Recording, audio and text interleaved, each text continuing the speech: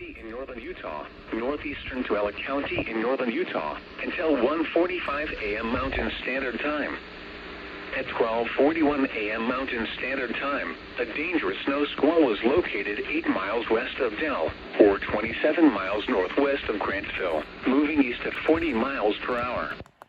Hazard: intense bursts of heavy snow and gusty winds leading to blowing snow and visibility rapidly falling to less than 1/4 mile. Wind gusts greater than 35 miles per hour. Source: radar indicated. Impact: travel will become difficult and potentially dangerous within minutes. This includes Interstate 80 in Utah between mile markers 52 and 102. Locations impacted include Stansbury Park, Dell, Lake Point, and Erda. Slow down.